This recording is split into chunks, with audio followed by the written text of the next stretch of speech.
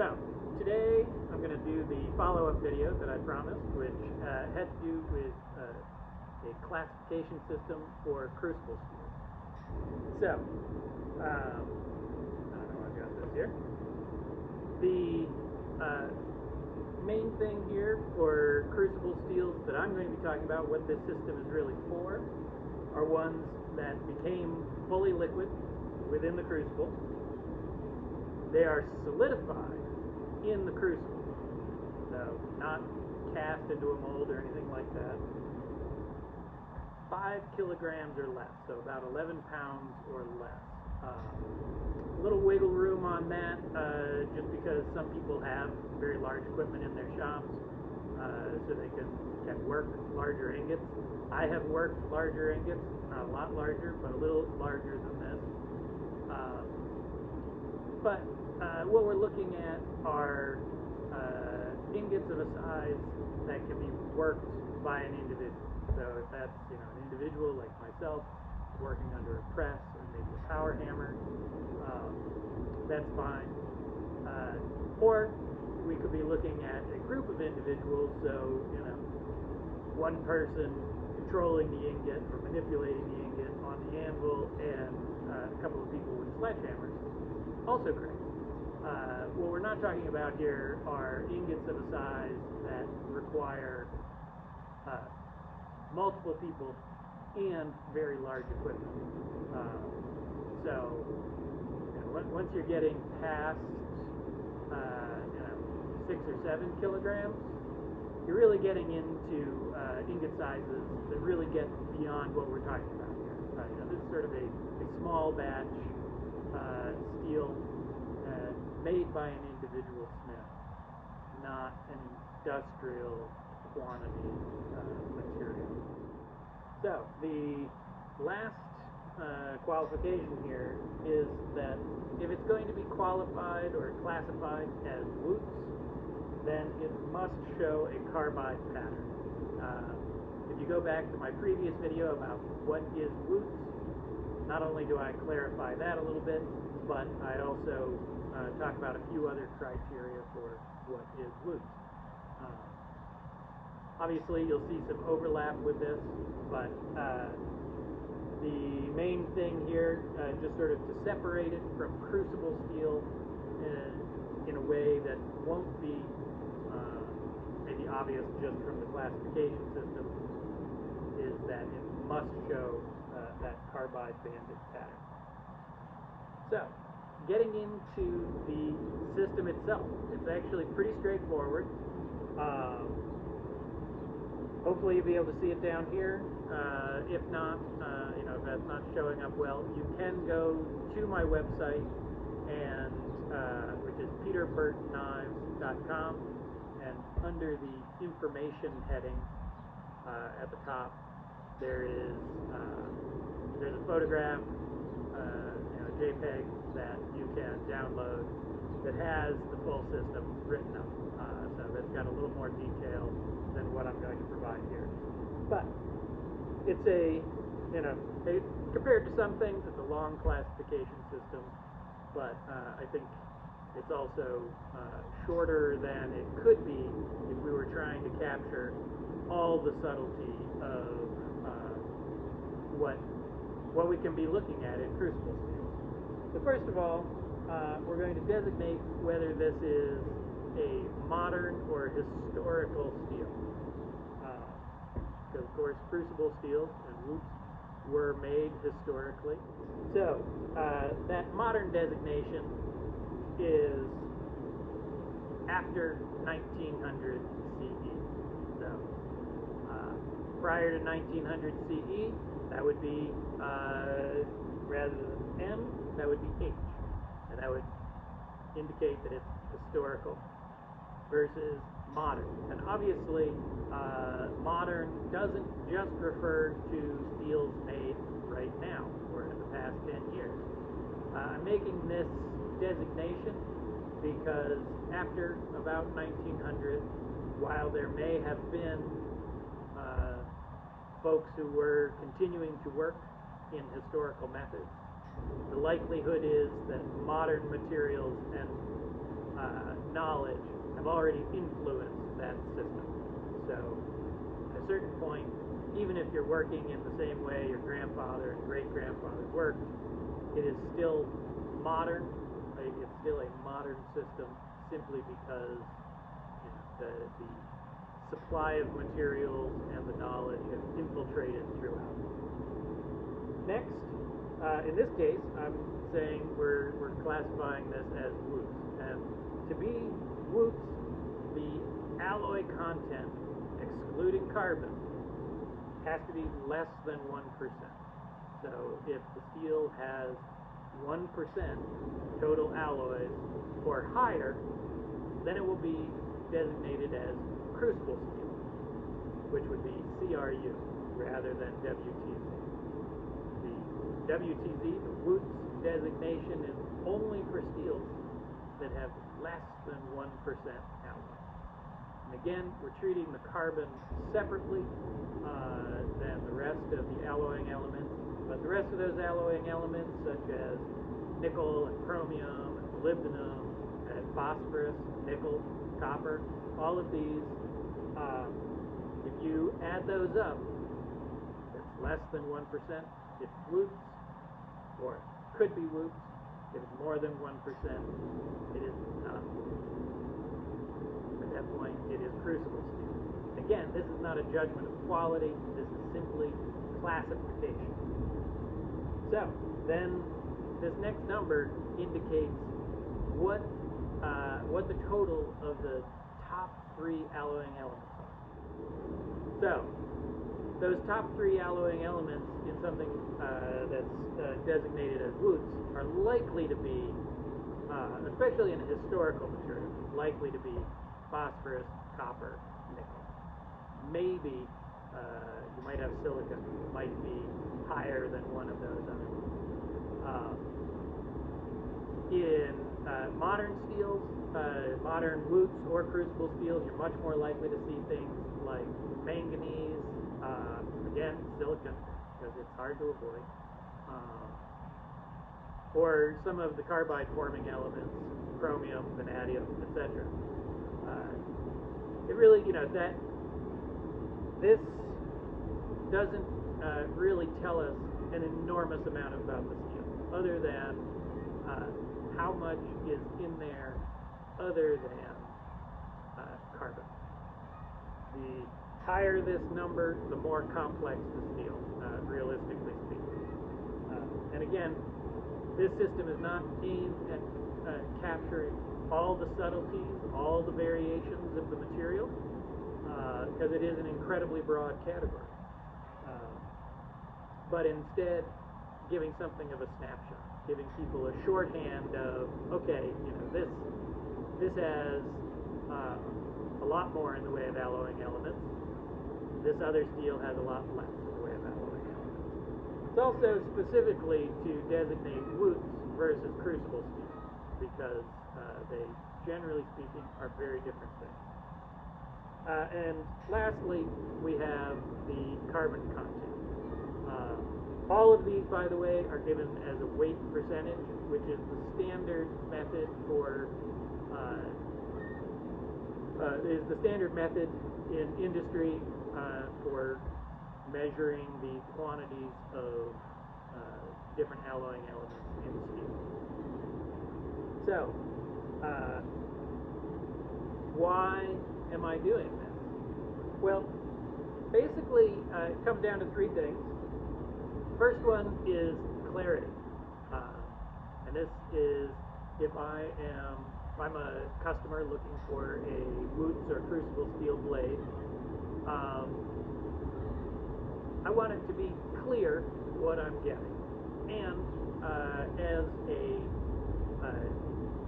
a smith making the material, I want to be able to communicate to my customers generally what they're getting. It doesn't have to be exact.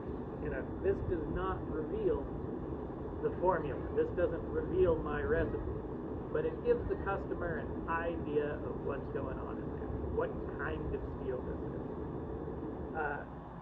Consistency. Having a unified system of classification will mean that it's easier to look at materials from different sources and have an idea. What does this mean? This guy over here is making one thing, and this person over there is making something different. If everybody's just calling it Woots or Crucible steel, that doesn't really tell you anything at all. It tells you only that it was fully liquid and solidified in the crucible. And that assumes that people are even following that criteria. So the consistency of having one classification system for the entire class of materials, I think, will be incredibly helpful for everyone.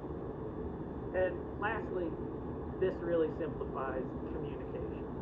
Right now, if customers or smiths or whoever are trying to talk about a specific material or compare between materials, compare between processes, they're really kind of stuck with getting into the very fine details in order to do so. And sometimes you want to be able to have a shorthand for what is this steel in a general sense. Obviously, if we're talking about a modern Woots, two different modern Wootses, and one of them is 0.6% alloying and the other one is 0.4% alloying, you're not going to be able to make a huge comparison between those two without knowing the specifics. So this is as I said, shorthand or a jumping off point. It is not it's not the end of the conversation, but it makes it a lot easier to start the conversation. So, quick recap. To use this classification, for a steel to fit within this classification, needs to be fully liquid, needs to be, at some point in the process, needs to be fully liquid, needs to be solidified inside the crucible, should be a manageable size. I'm saying 5 kilograms, 11 pounds, or less. And again, a little wiggle room in that. And if it's going to be Woots, it needs to show a carbide banding pattern. There is one extra criteria on Woots, which is that the carbon content really should be between 1.2 and 1.8%.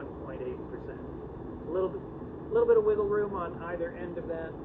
It could be a little bit lower, could be a little higher, but generally speaking, that's where Woots is going to fall. There are ways, by the way, you can get carbide banding patterns in Crucible. As I was saying, there are a lot of ways to get carbide banded patterns. Well, maybe not a lot of ways, but carbide banded patterns can show up in Crucible steel. And with higher alloy levels, you can get carbide banding at lower carbon content. There are reasons for this, chemical reasons for this, but needless to say, having a carbide banded pattern doesn't automatically make something Woots. The Woots designation is only for materials that A, have enough carbon, and B, have a small enough amount of other alloying elements. One more point that I want to make is that some modern commercial steels, or for that matter, historical commercial steels, fit some of these criteria. They may, for example, show a carbide banded pattern. They may fit the chemistry aspects. But if they don't meet these criteria, then they aren't part of this system. They should not, in my view, be called Crucible steel as used in this way. So, for example, most modern steels, yes, they do become fully liquid. However, they're not solidified in the crucible. Also, they are not 5 kilograms or less. We're talking about massive slabs, sometimes continuously cast slabs, that are thousands of kilograms. We're not talking about a small batch steel. So we want to be clear that, I want to be clear that if you take, say, A2 or one of the Hitachi steels and develop a carbide banded pattern in it, it's not Wootz. And furthermore, shouldn't be considered a crucible steel. It started as a much, much larger piece of material. So it can't be used in this classification system. And again, this isn't to say better or worse. It is simply different. We aren't talking about the same types of materials. Hopefully, this has been helpful, and you'll find it helpful going forward. I am going to be starting to use this classification system on the knives that I'm selling or bar stock that I'm selling, so that, if I'm going to say everybody should do it, I'm certainly going to do it myself. For some of my older knives where maybe I don't remember which bar they came from, those I'm not going to go back and classify. If there are ones that I know what they were, I will do that. For knife makers who, or Wootz makers who say, well, my system doesn't allow me to know what these numbers are, so what do I do? And my answer to that is, change your system so you know what's in there. You wouldn't go and pick up a random piece of steel and make it into a knife and tell somebody, I know this is going to be a great knife. You don't know what that steel is. And the same is true, and perhaps even more true, when dealing with crucible steel. If you don't know what's in it, you don't know how it works. That is simply how metallurgy functions. So if you find yourself saying, I don't know what's in my steel, figure it out. Get that process tightened up so that you can use a classification system like this. Even if you aren't getting chemical analysis done on every ingot, and I know I certainly am not doing that, you should have a tight enough process, knowing what your starting ingredients are, to know pretty closely what your outcome is. It is also worth getting at least one ingot or finished bar chemically evaluated, get that tested, so you do know where you ended up. If you thought you were going to be here and instead you're here, well, there's something going on in your process that you need to get sorted out. To my mind, these numbers don't need to be exact. The fact is that the classification systems for commercial steels, everything's a range, and that's because steel making isn't perfect. There are always variables that can increase or decrease the exact amount of different alloying elements. But you should be knowing what's in your steel pretty closely. So, in summary, I think this is going to be a great system, and I'm going to start using it myself. Hopefully, if you are a Wootz maker, you will start using this system, or Wootz or crucible steel maker. And if you're a customer, or just somebody who's really enthusiastic about this overall group of steels, start trying to think in these terms. Start trying to put some of these steels into their classification, and see how that works out. And when you're going to buy material, going to buy a finished blade or bar stock or whatever it is, ask the maker what's in it. Where does it fit in this system? That way you have at least some idea what you're getting. Thanks for watching.